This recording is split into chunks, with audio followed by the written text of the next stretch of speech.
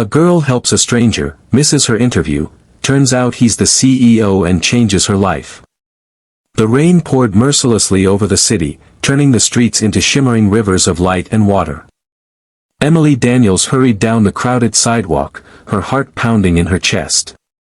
Today was her chance, her one shot at landing the dream job she had worked so hard for.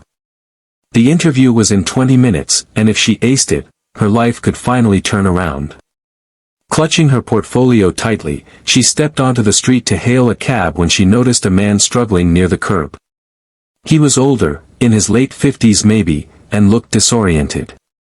His gray suit was drenched and his glasses were cracked, as if he had fallen. People walked past him, too busy, too self-absorbed to care. Emily hesitated. Every second counted. If she stopped, she might be late for her interview.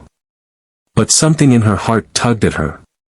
"Sir, are you okay?" she asked, kneeling beside him. The man nodded, wincing.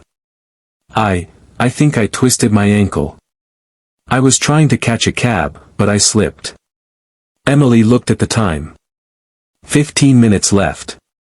Her dream was slipping away. She made her decision. "Come on, let me help you." She slid his arm over her shoulder, supporting his weight as she guided him to a nearby bench. She could tell he was struggling to stay composed, embarrassed even. "Thank you, miss." "You didn't have to stop," he said, glancing at her wet clothes. Emily smiled. "I couldn't just walk away."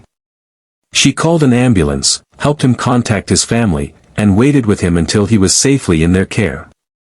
Only when she glanced at her watch again did the reality hit her. Her interview time had passed. The moment she had been working for was gone. Her heart sank.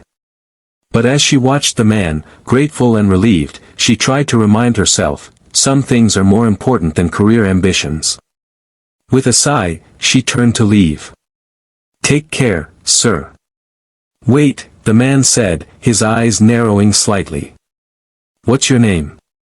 "Emily." "Emily Daniels." He nodded thoughtfully.